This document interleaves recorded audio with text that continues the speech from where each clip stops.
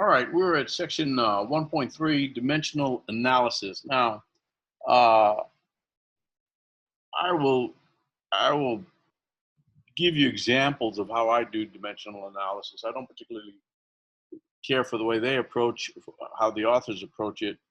It is a valid way of doing it, but I like using the units myself to do dimensional analysis. But since we're using this textbook, I'll go through this. Uh, These are dimensions and units of four of the derived quantities, not the base. We discussed uh, the base quantities in section one. These are derived quantities. So uh, you have area, volume, speed, and acceleration. You can see that the dimensions are from left to right, L squared, L cubed, that's length squared, length cubed. Speed is a length over time, and acceleration is a length over time squared. Now, don't, people say, we talk about meters per second squared. Some people get confused by that. Let's just say you're increasing, um,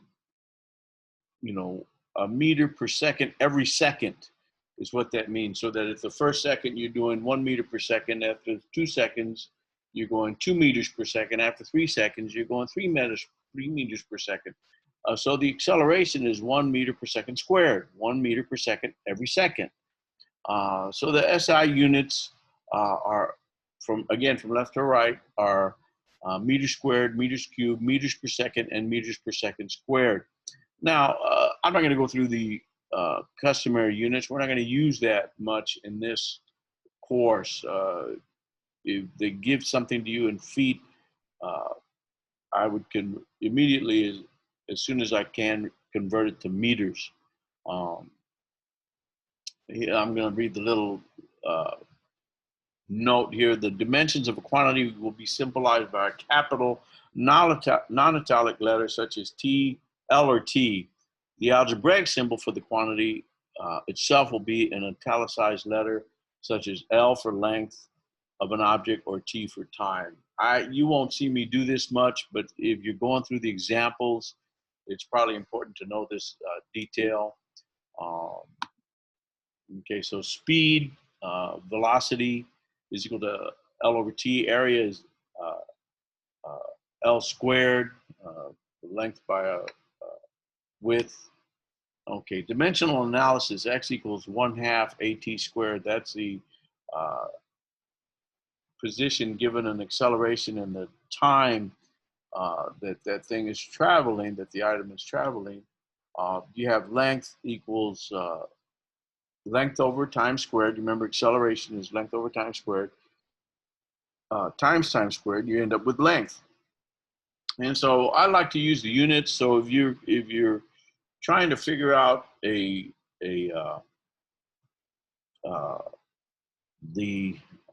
mass of an object, and you're using force.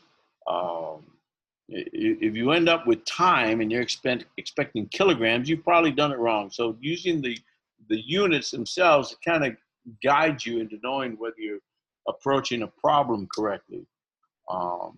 So here, X is proportional to A to the N, T to the M. A to the N, T to the M is equal to L equal L1 T0. I'm not going to spend much time on that. I don't think it's a fruitful example. The bottom line result is X is proportional to AT squared. Okay, true or false? The dimensional analysis can give you the numerical value of constants of proportionality that may appear in an algebraic expression. False. Dimensional analysis is only working with the units. It's not working with any numerical values. And I think I'll go on with conversion of units. I think that's actually the next section, but we'll keep it. We haven't gone too long in this section, so we're going to do this this section also. I don't know, it may be it's still within the same section. Conversion of units. Here's some typical conversion of units. 1 mile equals 1.609 meters equals 1.609 kilometers. 1 foot equals 0.3048 meters equals 30.48 centimeters. 1 meter equals 39.37 inches equals 3.281 feet. And here's one that I use quite often. 1 inch equals 0.0254 meters exactly, 2.54 centimeters, or 25.4 millimeters, which is my preference. Okay, convert 15 inches to centimeters. So if you take 1 inch equals 2.5 centimeters, so you come up with a ratio of 2.54 centimeters per inch. Well, if you multiply that by the 15, you'll see that the inches cancel, and the 38 you get 38.1 centimeters. And that type of canceling is more the how I like to do my dimensional analysis. If you would have come up with kilograms, then you really know that you did something wrong. Okay, the distance between two cities is 100 miles. What is the number of kilometers between the two cities? Is it smaller than 100? Is it larger than 100?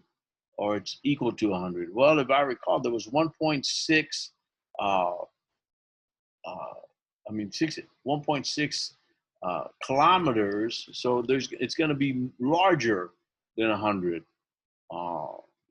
And that's it for this this section.